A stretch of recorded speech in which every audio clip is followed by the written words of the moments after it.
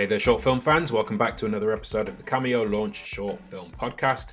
Joining me is Emmeline Hartley, actor, writer, and producer of the film Keep Breathing. She's going to talk to us a little bit about the film, how it's been perceived. We spoke in the last episode about its themes and the wider sort of societal implications of the topic of consent. But today we're going to talk about some of the ways in which the way Keep Breathing was made can serve as a potential model for how to fund and make money from your short film projects. So, Emmeline, thank you once again for joining us. How have you been? Good, yeah. Since the last episode 5 minutes ago? Yeah, that definitely happened all in one conversation, and we're not breaking up into several episodes. No, half joking. Yeah, no, good. How are you? Yes, good. Really, really excited to continue our discussion about this because one of the experiences that is continually shared across the whole range of filmmakers and actors that we've spoken to over the years is how difficult it is to fund the short film ideas that people come up with, how difficult it is to maintain an income whilst pursuing those ideas, and the difficulty of merging those two things, basically. So can you talk to us a little bit about how you went about developing Keep Breathing? There are a number of parties involved, as I understand it, but can you tell us a little bit about how you developed the idea and then how it unexpectedly became a model for potential income generation through a short film project? Yeah, with development, it was a long process. We did a lot of surveying, a lot of research. We were reading and sharing a lot of articles that were in the press. It's still, again, in the wake of the Me Too movement. We were having conversations all the time, every day, having script readings, workshops with actors. There was even a point where I reached out to an amazing commercial director called James Rouse, whose commercials are phenomenal. And the thing I love about his commercials is that within seconds of watching them, you know exactly who all the characters are and their dynamics. And it's just like to have that amount of character development within just 30 seconds for a commercial was amazing. So I even reached out to him to sort of talk to him about his process and the way that he works with actors and finds those characters. And we sort of were doing that with the workshops, so that sort of helped to inform the way that we workshopped that script. And then it was obviously time to tackle funding. So I put together a pitch deck, which included kind of what the story was that we were writing, what the why we were making it, why now, why us, the research that had gone into it, the development process so far, and then we said who we were in there. We had kind of where we envisaged the film going. Now, I had never, at this point, I'd never done this before, but I knew that this film would work and be good on like a cinema screen and for cinema goers, audiences, film festival audiences, etc. Like I knew that it would be good for that in of itself. But I also kind of suspected, especially given a lot of a lot of the stuff that we were kind of I'll go into that in a minute in terms of what we were writing, but I had a feeling that it would be very helpful in education settings, and I didn't really know how exactly or why, like how that would work, or like if you know teachers would even want to use it, because there is like a scene in it that's a bit more graphic, but even like using it in part, I was thinking like there's something in this. And then once I had that in my head, when we were continuing writing, we then started to kind of we were stripping back a lot of the exposition, and we were making sure that we weren't actually giving our opinion on it, like on the situation, like we weren't like pushing an agenda as much. We were kind of just asking all the questions that we had about consent and those nuances and about Yeah. the influence of alcohol and stuff, but we weren't actually like trying to answer them. And it was a decision that we made probably a bit too late in the process, really, because like we had so much fun with the writing, once we'd decided we wanted to do that, that Yeah. I wonder what the script would have looked like if we'd sort of done that earlier on. So, for example, we say that both the characters were drunk. You see that both the characters were drunk, and that comes up in the argument, but we don't actually like try and resolve that and be like, well, if they're both drunk, then it means this, because the fact is that there is no answer for that in the law. That's kind of the point. But if people are then asking that question and talking to each other about it after they've seen the film, the fact is that they're already becoming more aware and more attuned to what other people around them think and feel, and to the point where that then factors into that like the muscle memory, when they're then sort of in that position later on, Mm. because they've had the conversation. It's not something they've just heard. They've Yeah. actually, processed it Engaged with. with it and thought about it in Yeah. their own way. And Exactly. yeah. So we did that with loads of different aspects of consent. Like we went through the surveys, and the questions that people were asking, the things that people were unclear of, the things that people have different opinions on. We kind of threw all of those things at the story and the circumstances, but like stopped ourselves from answering them, or trying to. So it's interesting. I've heard that there was a major film festival that it got into, and I heard that there were conversations even in the office about the fact that I think there were some selectors that were kind of like, well, I mean, at the end of the film, there's no, like, he doesn't get punished for what he did. So I don't want to show this, because it's kind of saying that you can do this and get away with it. And then there was other people like saying, no, it's literally reflecting reality. Like, this is the reality, and it begs the question: should there be a punishment for what could essentially be a miscommunication? I mean, I think it's a bit more than a miscommunication. It's more, I think personally, it's a disregard of someone's feelings, and Mm. kind of ignoring that in the moment. But again, should he go to prison for it for For that. several years? Like, I Yeah. don't know. I mean, Yeah. that's not to say like it's not bad, like it is, but like I wonder if, if it's something that they're like, oh my God, I didn't even really think about how it affected you. Oh my God, it didn't even occur to me in that moment. Like, we need learning. Learning Yeah. is what we need. So And the film does that. There's once you kind of hit that moment, once he hits that moment of realization, you can see it. Moments before that, it gets really intense in this absolute denial that he did anything wrong. Why are you putting me in the same category as a rapist? I know people that have been raped, and so on and so forth. And in that part of the film, it gets really, really intense to the point of being quite intimidating and scary. But once that realization, and that's the key part, the realization hits him that he did in fact disregard somebody, and he did hear her say, I don't want to. She did hear her say no. Um, and realizing that there's kind of a conditioning that teaches us to disregard these things. And then he actually realizes that what he's done, he becomes immediately apologetic, and not in a this is just my reading of it, at least, not in a I'm trying to save my skin kind of apology, like an actual apology. yeah, Um, and I think it's a much more of a powerful statement that any any guy out there could potentially disregard somebody's feelings or disregard somebody's often explicit withdrawal of consent, because of the way in which we're taught to regard consent, if that makes sense. Um, that's what makes it a powerful learning tool, and I think treating it as a learning tool is probably one of the best things to do with it. How was it that you were then able to get it into places of learning, into schools and so yes. on? So, Were well, there big obstacles to that, given that it is quite explicit in places?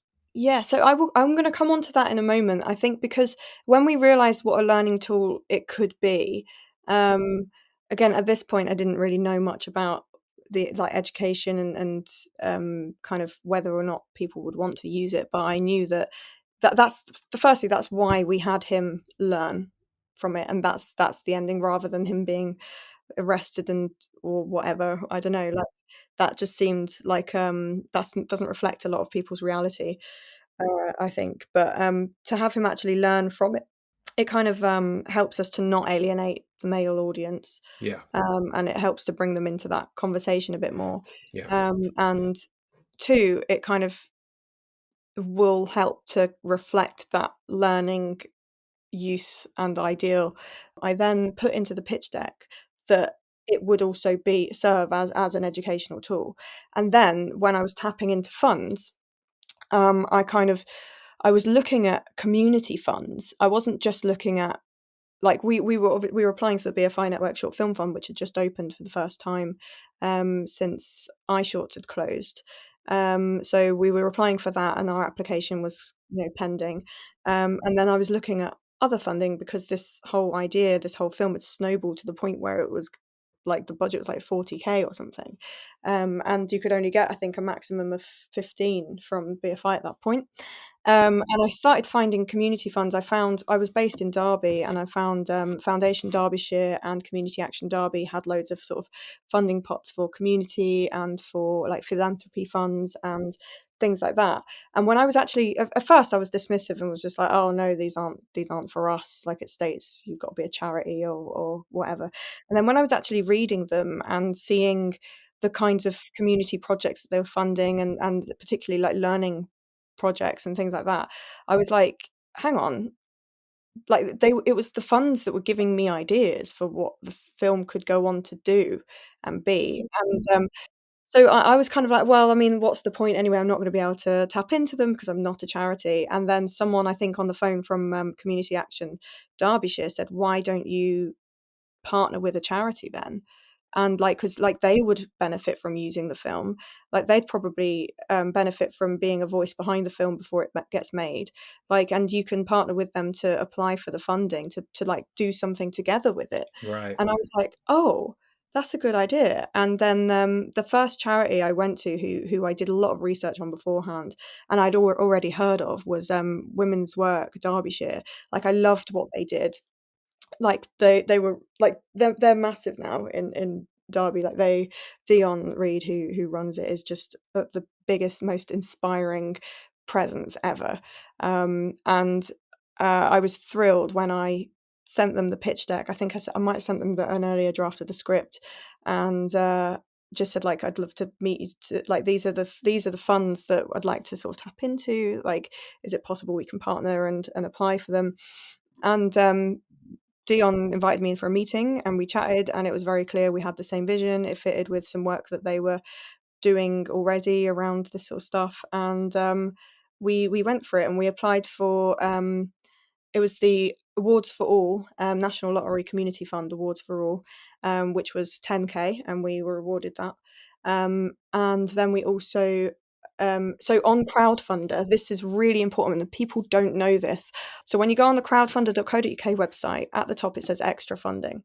When you click on that and you scroll down, there are loads and loads and loads of funds that basically, if you apply for them and you're awarded it, they put that money into your crowdfunder.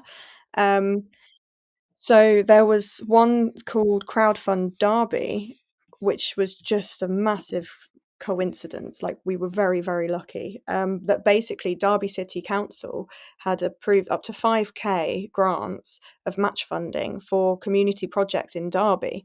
And we were filming everything in Derby. We were already working with the University of Derby to like, we'd agreed that we were going to bring on some film students and let them shadow and work in different departments, and our third AD was taking on the responsibility of coordinating all the kind of volunteers to make sure that, like, we didn't need them there, like, the work was able to be done. So if they wanted to just observe, they could, or if there was a specific department they wanted to kind of get stuck into and work in, then they could. Like, so we had like this scheme. There were 6 of them that we brought onto it from that.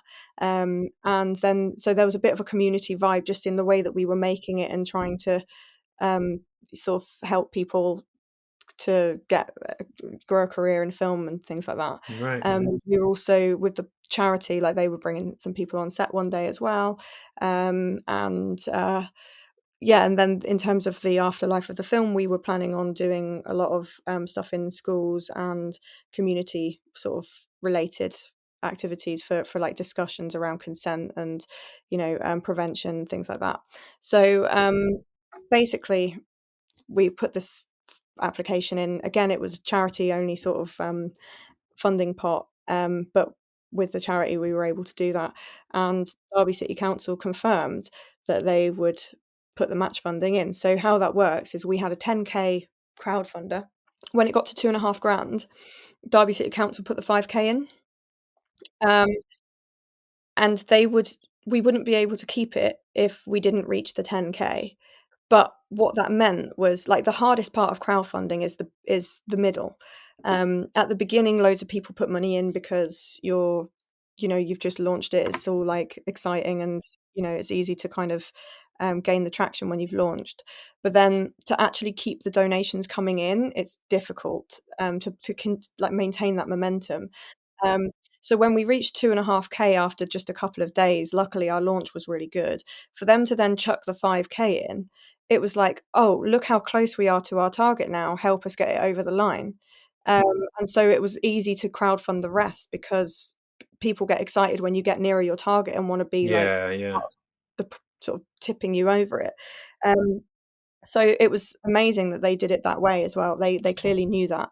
And so we hit the 10k, I think, within the 3 weeks, and then the final week we were just we managed to take it up to, I think it was 11.5 on the crowdfunder, but even after we closed it, people started contacting us to send us some money, like through just bank transfer and stuff as well. So I think it was about 13k altogether that we raised through the crowdfunder, including the Derby match fund. So Fantastic. that's another one. And then there was a philanthropy pot that offered us 5k as well, but by then we'd hit our target, so we were honest with that, and they said, well, okay, if it's okay, then we're going to offer it to someone who doesn't already have any money. Mm. Um, so that was nice. I think another thing as well about crowdfunding is crowdfunding is horrible, and actually a lot of the time people feel like they can only really do it once because they're going to be tapping into all of their sort of personal contacts, their friends, family, etc. If you do it over and over again and you start to feel like a beg, and people sort of stop putting their money in because they're like, no, I've already given you all my money, like, why are you still here? It's a kind of a really horrible feeling. But there is a way to crowdfund that it benefits everybody, and it enables your family and friends to put in like their time rather than their money, which feels a little bit more sort of sincere. A lot of people prefer it. So I did it a little bit with Keep Breathing. Like some of our rewards reflected this, but I did it more when I was crowdfunding for my tuition fees for drama school shortly after Keep Breathing. I was very aware that I'd already asked people for money for Keep Breathing. So before I launched my crowdfunder, I put some notices out on my social media and just said, I'm going to be crowdfunding. Times are really hard right now. This was in the pandemic as well for the tuition fees. Times are really hard right now. I completely understand that you might not be able to donate money. I want you to know that I don't expect you to donate any money whatsoever. But if you do want to help me and, but you're not able to donate, please can you offer anything that you have that you might be able to donate instead? For example, if you're chucking out a load of clothes or like a wardrobe, or if you're chucking, if you've got like, I don't know, I was riffing at this point. I was just like, maybe there's loads of jewelry that you don't want, or maybe you've got there were some people that just published the book, that like their first children's book. I was like, maybe you could donate two copies of it or something, or maybe you can donate a skill, like, I don't know, like designing a logo, or maybe a headshot photographer, or whatever. I don't know. I was kind of just riffing, like anything at all that you can donate, like whatsoever, I can list it as a reward on the crowdfunder.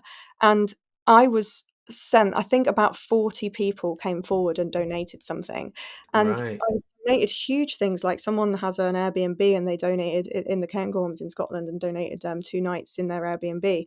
Someone donated a wedding videography package. Someone donated 2 children's books that were signed, and someone donated a website, like just a one-page sort of web design, like customized.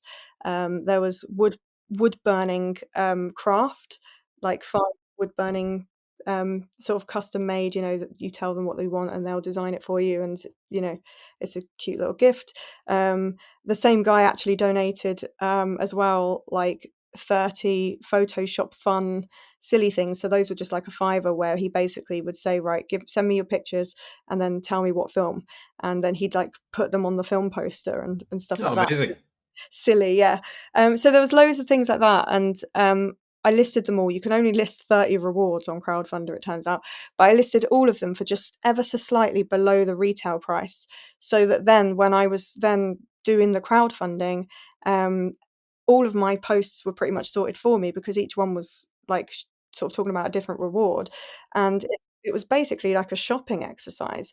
People were donating to the crowdfunder to buy like these rewards for like a discount, so it was benefiting them, it was benefiting me, and it just meant that all my loved ones had donated something that was easier for them to donate. Well, some easier than others, but like instead of me begging them for money.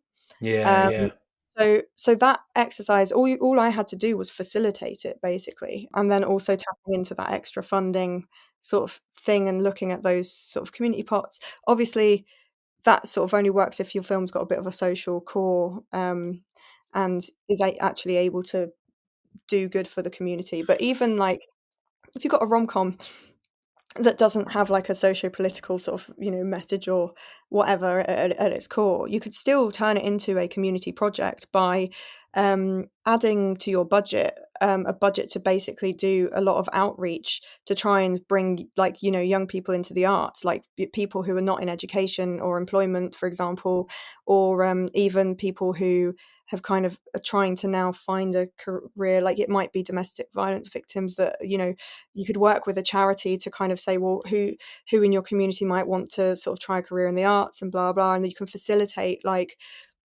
an experience for them for the week that you're filming your short, to kind of see what it's actually like on a set, and see if there's any, because when you think about how many different departments, how many different skill sets, how many different like things factor into filmmaking, it's very unlikely that someone will not be able to relate to a single craft that's involved. But people yeah. don't know that. This is true. This is true, and again, this is another conversation I've had with people. In that film provides opportunities in so many different areas, and you don't necessarily have to be into film per se to benefit from a film project. Everything from construction to costume design to Accounting, food to accounting. Accounting's a yeah, big one, in catering, fact. accounting, Yeah, etc. yeah, absolutely. And so you've essentially highlighted a method that speaks to the community aspect of filmmaking, really. Yeah, because there Yeah, are so many community funding pots and yeah, so many charities that are looking for ways that they can actually help their service users, and um, make a difference. And through film, there are ways and means to do that. And so therefore, there is this whole area of funding that you could probably tap into. I mean, you can't sit there and try and shoehorn your project into a fund. Like, there are some projects that are not going to be able to be funded this way. Um, but like there is something in that, and we tapped into that, and it's been amazing. And then all of the partners that we had community wise, and the charity and everything have really helped for it to actually then the film has gone into its educational journey, which I realised you asked me about and I didn't quite answer that. So with that, the charity raised some money after the film was done, just basically to pay somebody to come and make some lesson plans and resources around the film. And so the Department for Education put me in touch with Rebecca Jennings, who's an amazing sex education consultant who's been working in the business for over 20 years, of the Right. business of sex education. She's brilliant. And we started chatting. I sent her the film. She loved it. And then, she did all of the work to create those resources. But when we were working together around that and packaging them and stuff, we kind of realized that there was just really something in it. The resources were so exciting. There was even a whole lesson plan that she did around intimacy coordination on films and stuff, and how the guidelines and safety and everything that you can do on set with an intimacy coordinator using Ito O'Brien's intimacy guidelines and stuff, how they can also factor into like real life, like how you can make things safe in real life using similar kind of approaches. A few schools and I think Gloucestershire County Council as well, they all licensed the package to use within the schools in their remit. And the feedback that we started getting from like the film being used in that way and with the lesson plans and everything was just amazing. So basically we've developed a pedagogy sort of based on all of the feedback, all of the amazing things that came out of it, and we are trying to raise money now to make more films to be used in that way. Um, so it's kind of sparked a business model that we think not only is going to be very, very powerful to use in education, I think we'll be able to make a lot of social change and difference and like social impact in schools, but also it will really help filmmakers, because what we're essentially working on is a model that will use short films. If we're licensing short films that are already existing, then there's a financial return on the short film as it's licensed in. Mm-hmm. And also, if we are commissioning short films, then obviously everyone's being paid to make short films, and that includes the writing process. Um, so we can Yeah. like have writers' rooms, and then commission those writers to go off and write them, and you know, it's like it's a really sound model to actually help emerging filmmakers Hmm. earn a living. Yeah. Yeah. I mean, what I really like about it though is the fact that it encourages um, filmmakers to think about the projects they're developing in the context of service. Because I think that's where film does a lot of its best work. Not that everything has to be a a societal commentary or shining a light on a big social issue or something like that, but irrespective of what the genre is or what the story is, thinking about it in terms of how do I engage my community with this? How do I create something that a young mind can benefit from having experienced?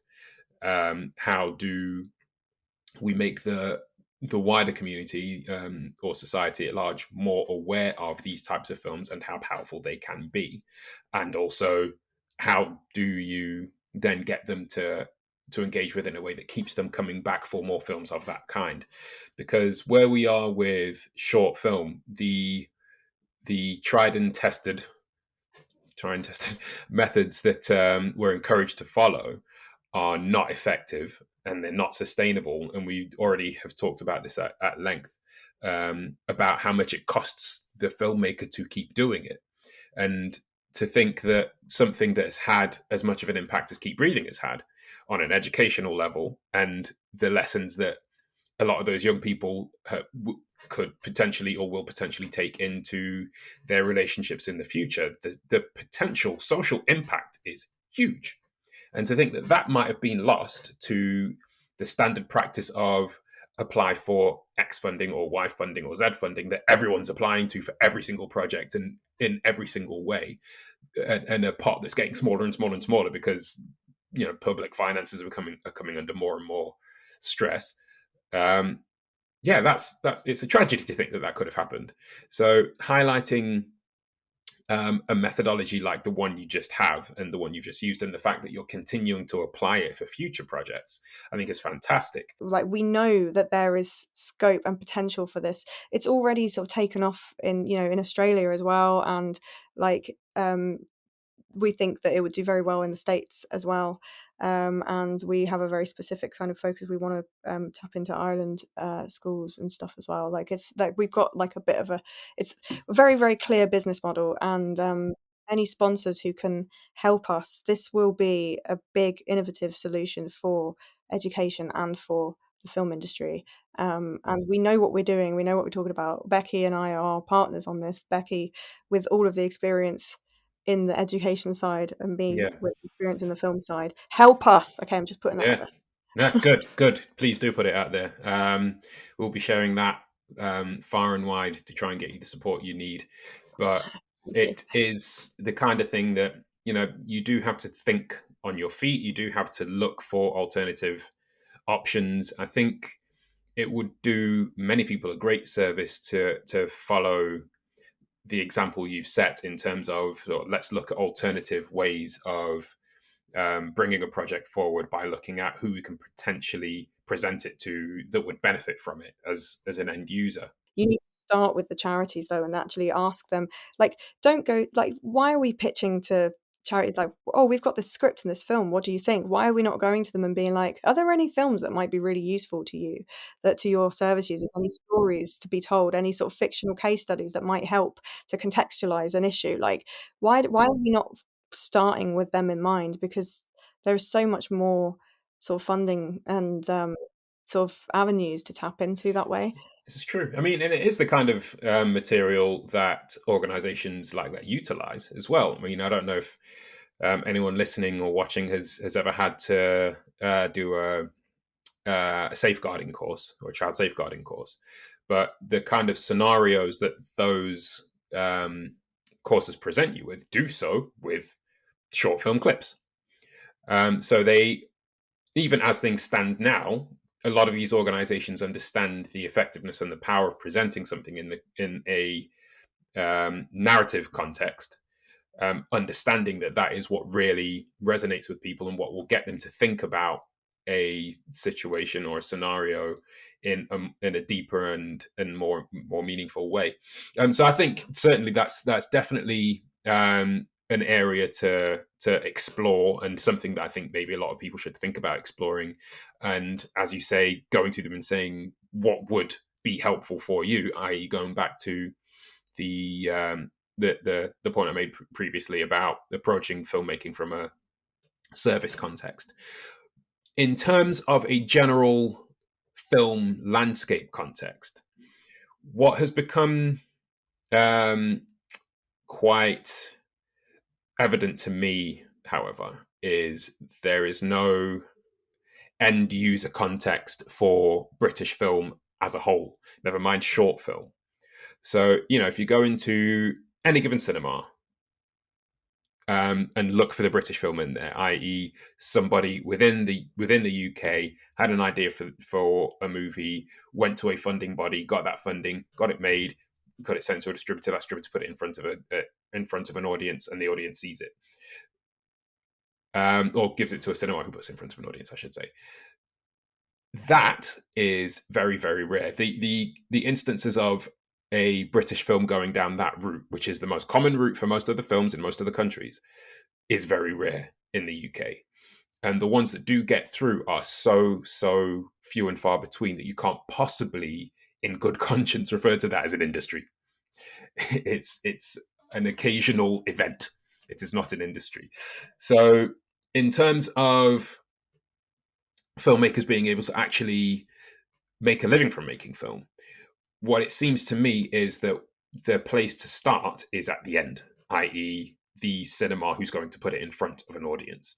Have you, or do you think it's worthwhile going through a process where we go to cinemas and start asking them, is it possible, or are you willing to look at reserving some of your programming for films that come out of the UK, and thus being able to create a space in which potential funders can actually look at a return on investment, because there is a space in the market which is reserved specifically for films from the UK. Because clearly there's an audience. The audience for Keep Breathing has been significant. Short film audiences generally are significant, and people are using short film, as again we've discussed and has been outlined in many other areas. They're using short form entertainment in big platforms like Amazon and like Netflix, not necessarily as their come and watch this content, but certainly in the context of well-known names presenting these short film anthologies, if you like. So people will do it, and people will show it, and people are watching it, but without that cinema exposure, it won't then roll over into being premium online content either. So is it possible to look into cinemas as a potential partner for UK film before we then go on the process of trying to raise money for it, in your Um, opinion? as a producer producing any kind of film, to know where it's going to go at the beginning is really important. We knew that we like the one festival that we had in our heads that we 100% wanted to go for and get into was BFI London Film Festival, and we did. And actually, our festival run was very disappointing. We got rejected from pretty much the only two BAFTA qualifying festivals that we got into was BFI London Film Festival and Underwire Festival. Every single other one that we applied for, and we applied for pretty much all of the ones in the UK, and as well as a lot in the States, and we were rejected from all of them. It was excruciating. We spent about £1,500 on our festival run, and we just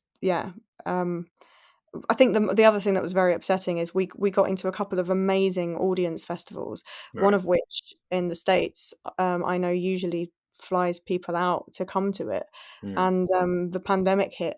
So the only festivals we actually had in person was Underwire Festival, BFI London Film Festival, and Derby Film Festival, which, by the way, Derby Film Festival, oh, I've already mentioned it actually. Mm. They were brilliant. Like, they showed the film 4 times, and one of those screenings was ahead of a feature, and which got a new audience in for it, and it was Right. amazing. And their audiences are always packed out. Like, I love it. Yeah. But yeah, all of the other festivals were online, and it was you couldn't, as a filmmaker, you couldn't engage with anyone who was watching the films Yeah, because that is it. Yeah, that is true. That is yeah, true. But let's focus on how well it did do. Because as you mentioned, it got into Underwire and BFI. it was broadcast on RTE2 as part of Short Screen, which was amazing. There you go.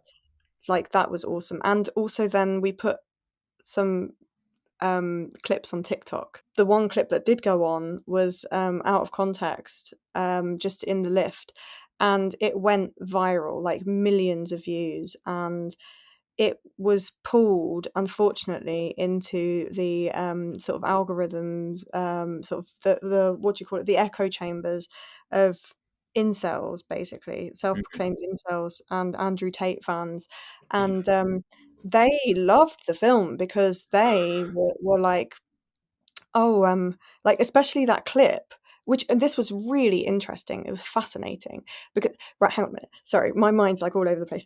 Basically, with all of the film festival audiences and all of the people that had already seen the film, there was definitely kind of like a, oh yeah, like he was in the wrong, like what the hell. And that was sort of, I was starting to think that, oh, have we just not made it nuanced enough? Like we thought we were being really nuanced, but maybe it's too obvious. But that's because those are the circles that I'm in that were at film festivals. They're kind of more switched on empaths, and that kind of sort of sensitivity. Whereas online, and the circles and the echo chambers that it went into, it was the opposite. They were like, "Oh my god, this thank you to the filmmakers who've done this. Like, finally we're seeing an actual representation of a woman falsely accusing a man and trying to ruin his life." Wow. And they were like, "God, like, she's uh he even says, like, he stopped and she's back all over him, like, she's climbed back on top of him and all this stuff." They don't have the context. They are literally believing, like, the man in the lift is it's like, kind of exaggerating to get his story across, as we do when we're talking and trying to paint that picture, but they're literally just lapping it up and like, oh yeah, well, if she climbed back on top of him, then well, but she didn't climb back on top of him. Like, that's just an exaggeration. For her kissing him again, not reinitiating sex. But anyway, that was very interesting because Mm. it, we then found another way from that of that it can be used in schools by just using that clip out of context to get people to discuss that and then show what actually happened, Right. to kind of help with the whole kind of why are we believing this? And then it was reflective when this was all happening, like obviously the Amber Heard Johnny Depp trial then sort of happened, and I was like, you're literally watching and like a show of the barristers, like, you know, manipulating that story, and well, they're telling a story. They're using everything they can to their advantage to tell a story, and paint a certain picture, with a jury, which is your audience. And there's even a clip of Johnny Depp's solicitor talking about how she did it, how she manipulated them, and how she made sure that their eyes were on her as she's cross-examining Amber and not on Amber, and how she's telling the story through her questions, and that's what they're listening to. They couldn't give a shit what Amber's answers are going to be. Like, they've already sort of painted that picture and built that narrative to kind of have the meeting out of her hand. And that's essentially what the guy did in the lift in our film, Yeah. clip out of context, and that's kind of painted that narrative and set everyone off on TikTok. Yeah. So basically, I'm now developing a play that inspired. Like, the play has Wow. come completely out of that realization of when it went on TikTok, Yeah. and the kind of the parallel to the courtroom, and it's very, very exciting. We just had Arts Council funding through. Excellent. Congratulations. Thank you. Which leads me into my next question of what's next for you, basically. So that essentially. That we we go into our R&D in July, so we've got 3 weeks. It's amazing. I wish that we could get this kind of funding for film projects, actually.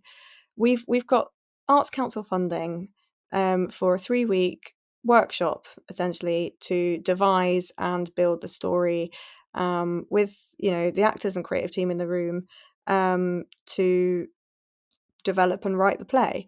And then also at the end of that, we can get like a video. We'll have a sharing, and we'll have a video put together of the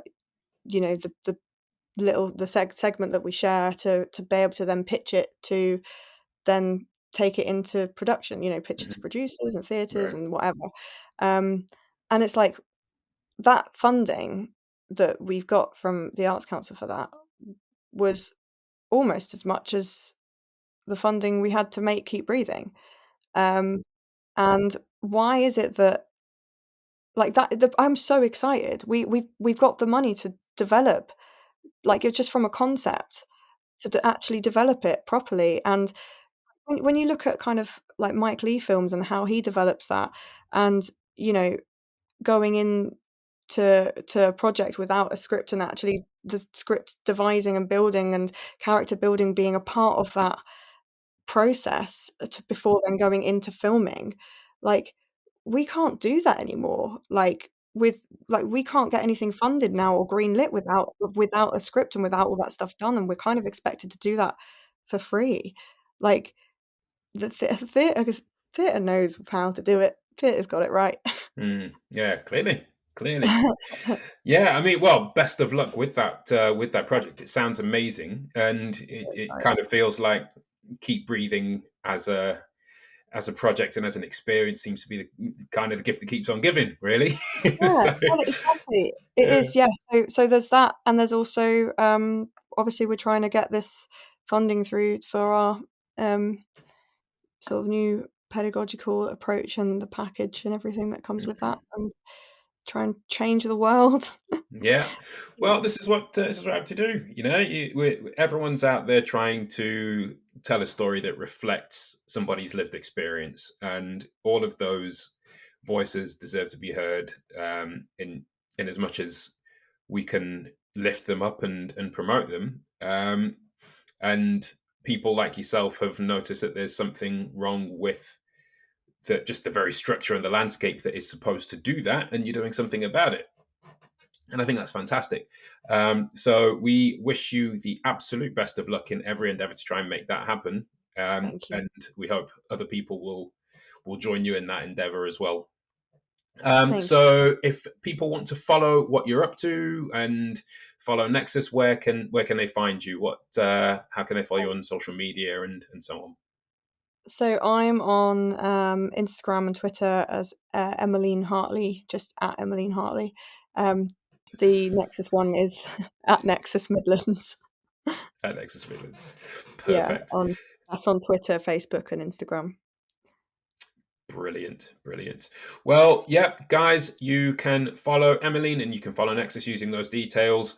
And you can also watch Keep Breathing right now. The link is in the description of this episode.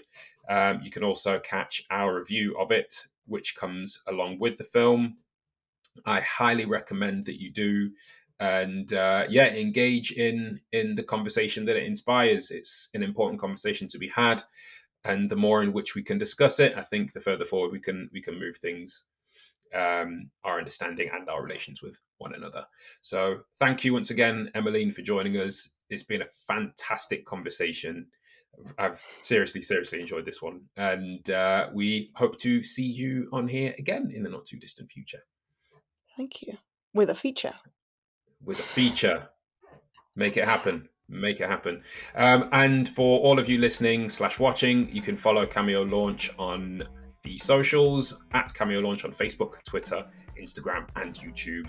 And please do stay in touch. Head to cameolaunch.com as well and sign up for our newsletter so you can keep up to date with all of our latest news, reviews, interviews, and all things short film. So as always, thank you very much for joining us, and we will see you next time.